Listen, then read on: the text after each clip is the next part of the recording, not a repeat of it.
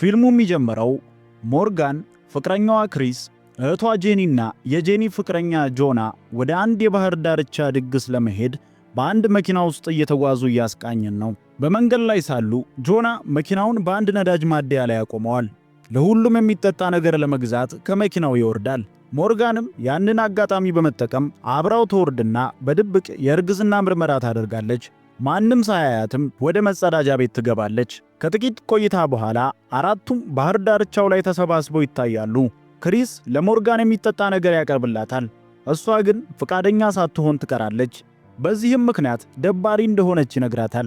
ከዚያም እሷን ከጆና ጋር ትቷት ጄኒን ይዞ ለመጠጣት ይሄዳል። በዚህ መሃል ጆና ለሞርጋን እሱና ጄኒ ያላቸው ስብዕና እጅግ የተራራቀ ቢሆንም እስካሁን አብረው መዝለቃቸው ግርም እንደሚለው ይገልጽላታል።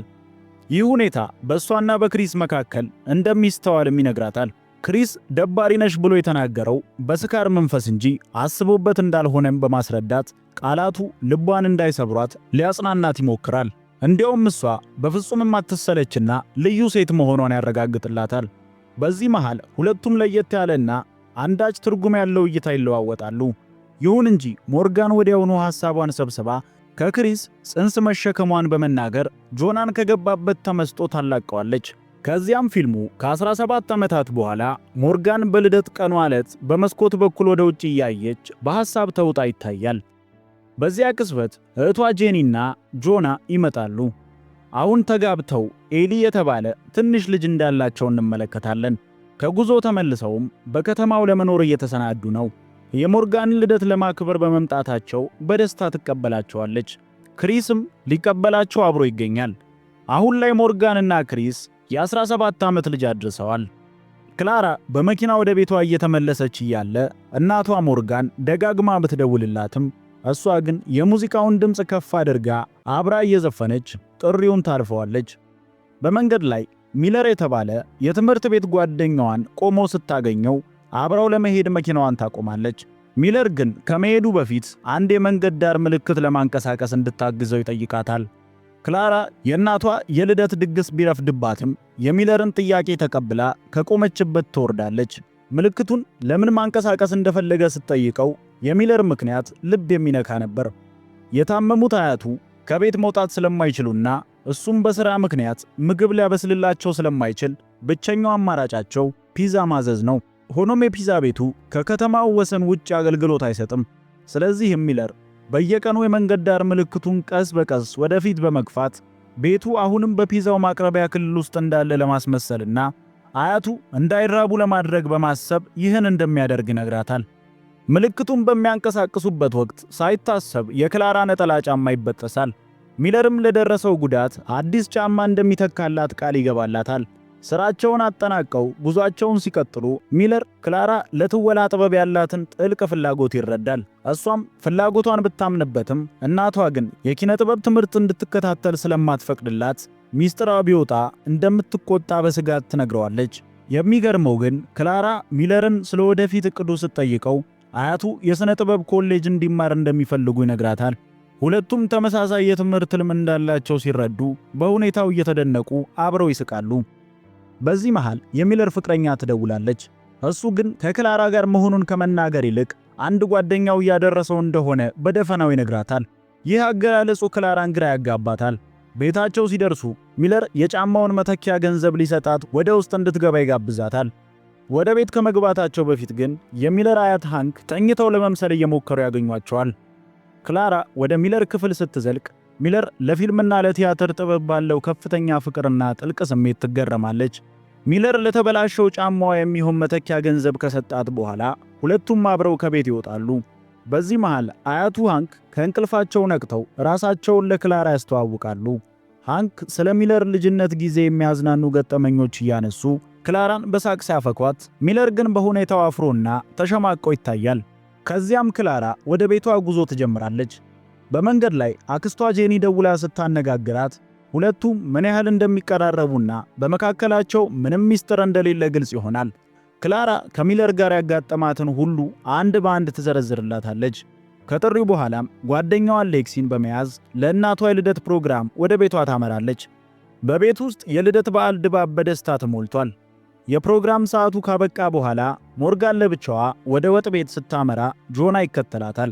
በፊቷ ላይ የሚነበበው የሐዘን ጥላና ግራ መጋባት ስላልጠፋው ሰላም አይደለሽም አይደል ሲል ይጠይቃታል። እንዲያውም ቅሬታዋ እህቷ ጄኒን ከማግባቱ ጋር የተያያዘ እንደሆነ ይገምታል። ሞርጋን ግን ችግሩ ያሁኑ ሳይሆን ያለፈው ትዝታ እንደሆነ በግልጽ ትነግረዋለች። ከምረቃ በኋላ ያለምንም ምክንያት ድንገት ተሰውሮ መቅረቱንና በተደጋጋሚ ብትደውልም ጥሪዋን ባለመቀበሉ በምሬት ተወቅሰዋለች። ጆና አሁንም እንደ ልብ ጓደኛው እንደሚያያት በመግለጽ የምትወደውን ጣፋጭ ነገር በስጦታነት አበርክቶላት ትቷት ይሄዳል። ትንሽ ቆይተው ጆናና ጄኒ ወደ ቤታቸው ተመለሱ። በማግስቱ ጠዋት ጄኒ ልጇን ኤሊን ሞርጋን ቤት ጥላ ወደ ሥራ ትሄዳለች። በዚያው ሰዓት ክሪስ ለሥራ፣ ክላራ ደግሞ ለትምህርት ቤት ተሰናድተው ይወጣሉ። ክላራ ከመሄዷ በፊት ለቅርብ ጓደኛዋና አክስቷ ለሆነችው ጄኒ ሚለር ምን ሆኖ እንደሆነ ባላወቀችው ምክንያት እየሸሻት እንደሆነና ይህም ደግሞ ግራ እንዳጋባት ትነግራታለች። ጄኒም ነገሩ ግልጽ እስኪሆንላት ድረስ በሆደ ሰፊነት እንድትጠባበቅ ነገረቻት። ክላራ ምክሯን ተቀብላ አክስቷን ተሰናብታ ጉዞዋን ቀጠለች። በመንገድ ላይ ጓደኛዋ አሌክሲ የሚለር ፍቅር መቋጫ ማግኘቱን የሚገልጽ ወሬ አወጋቻት።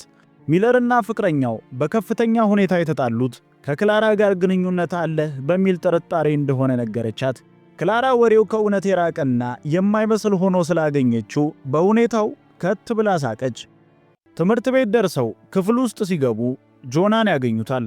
ጆና በዚያው ትምህርት ቤት ውስጥ በመምህርነት እንደሚሰራም ይረዳሉ።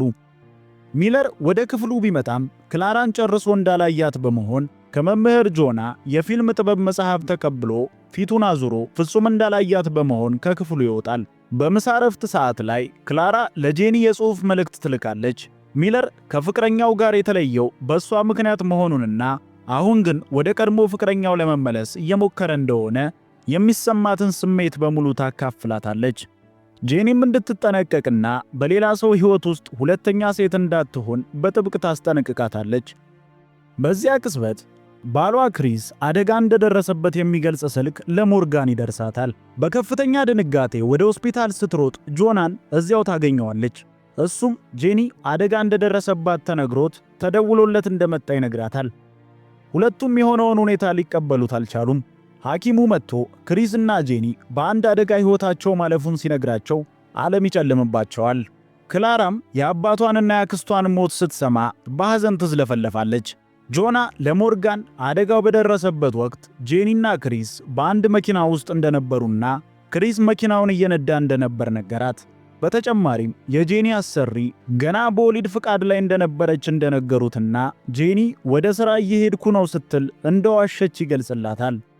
ጆና በክሪስና በጄኒ መካከል የድብቅ የፍቅር ግንኙነት ሳይኖር አይቀርም የሚል ጥርጣሬውን ቢሰነዝርም ሞርጋን ግን ያለ በቂ ማስረጃ አንዳችም ነገር መስማት እንደማትፈልግ ትነግረዋለች።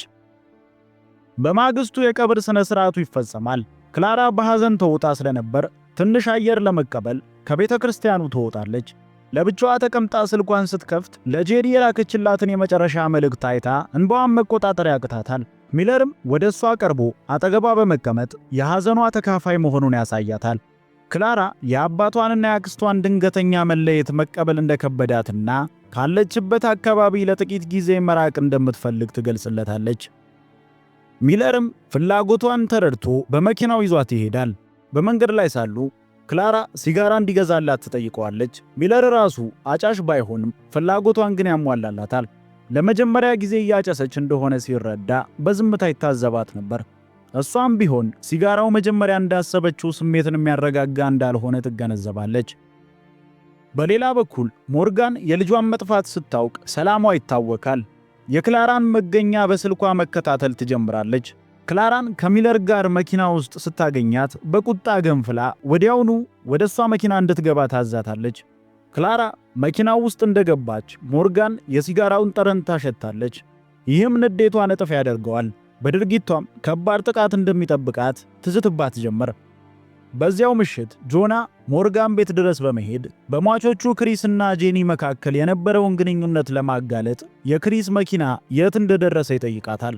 ሞርጋንም እውነቱን የማወቅ ፍላጎቷ ስላየለ ሁለቱም የመኪናውን መገኛ ቦታ ለማደን ይነሳሉ። በዚያው ቅጽበት ክላራ በመኝታ ቤቷ በር ላይ ማስታወሻ ትታ በስውር ከቤት ትወጣለች። እግሯም ሚለር ወደሚሰራበት የፊልም ቤት ያመራል። በሌላ በኩል ሞርጋንና ጆና መኪናው ወዳለበት ቦታ ይደርሳሉ። መኪናው አንድ ትንሽ ሆቴል ፊት ለፊት ቆሞ ያገኙታል።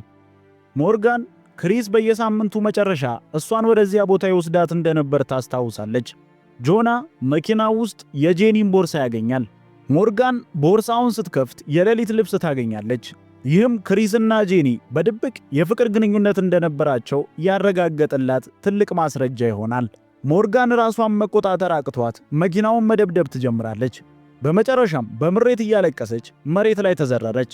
ድንጋጤዋ ጥቂት ጋብ ሲልላት ይህ አሳፋሪ ምስጢር በምንም ተአምር ለክላራ መነገር እንደሌለበት ለጆና አስጠነቀቀችው።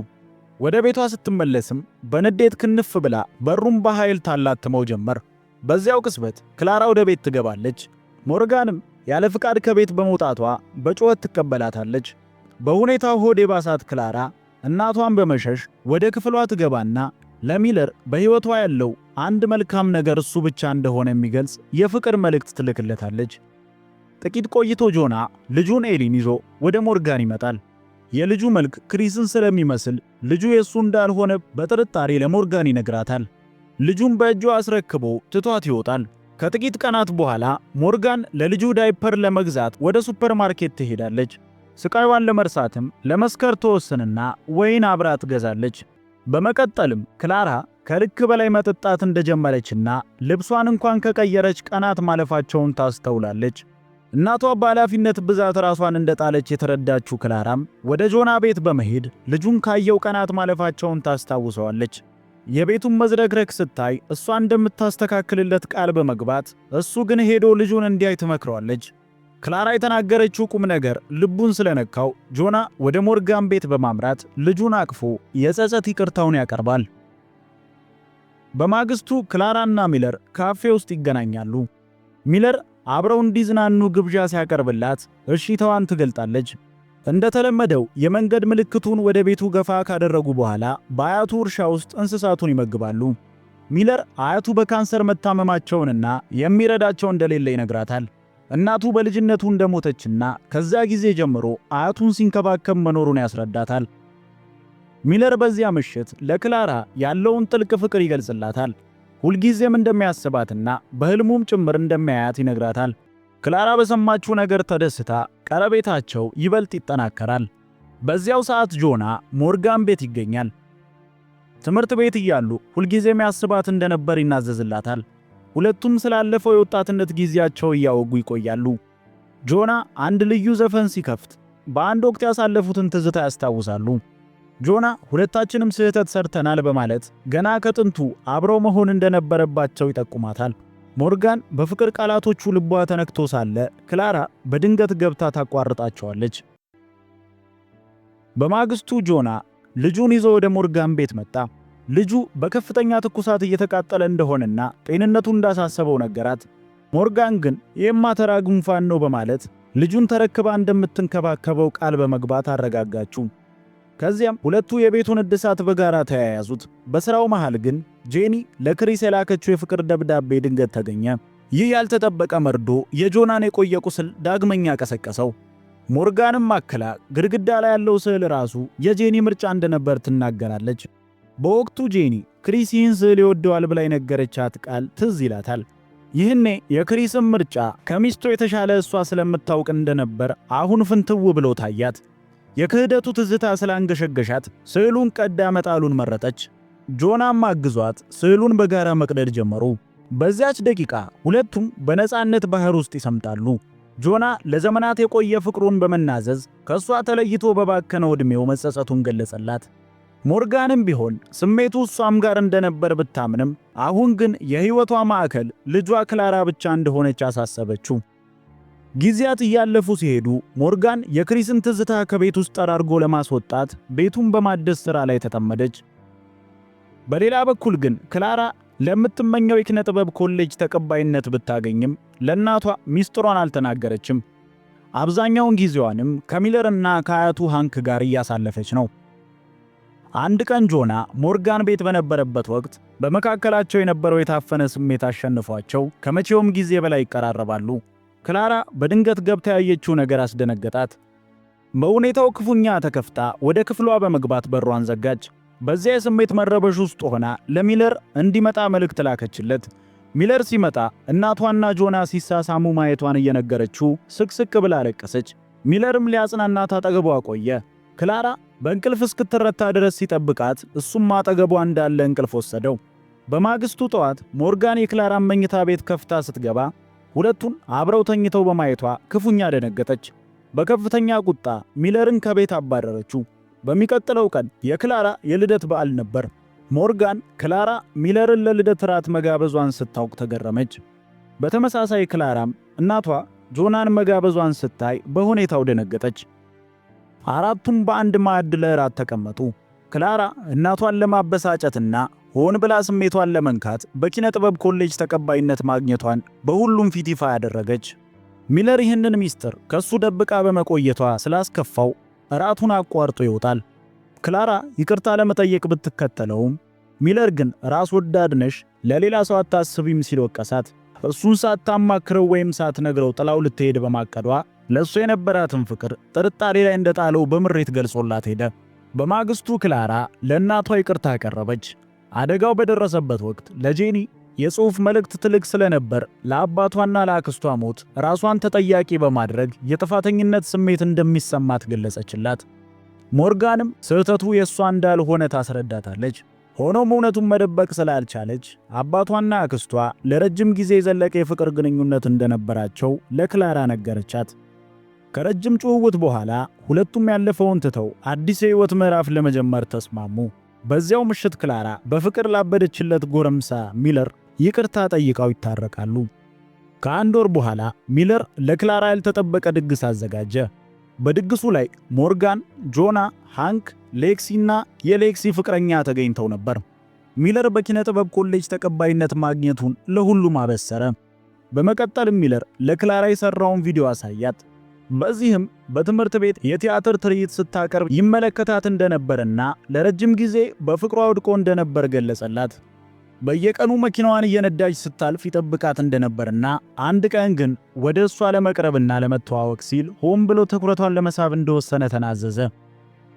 ፊልሙም ሲጠናቀቅ በዚያች ምሽት ሁሉም ሰው በደስታ ሲሞላና ሞርጋንም ልጇ እንዲህ አይነት የትወና ተሰጥኦ ይኖራታል ብላ አስባ እንዳልነበር በመግለጽ ህልሟ እስኪሳካ ድረስ እንደምትደግፋት ቃል ስትገባላት እያስቃኘን ይቋጫል። እስከ መጨረሻው አብራችሁን ስለቆያችሁ እያመሰገንን እንዲህ ያሉ ምርጥ ፊልሞችን ትረካ ማግኘት ከፈለጉ ሰብስክራይብ በማድረግ የደውል ምልክቷን ይጫኑ። ቀጥሎ እንድንተርክላችሁ የምትፈልጉትን ተወዳጅ ፊልም ኮመንት ላይ አስፍሩልን። ሰላም።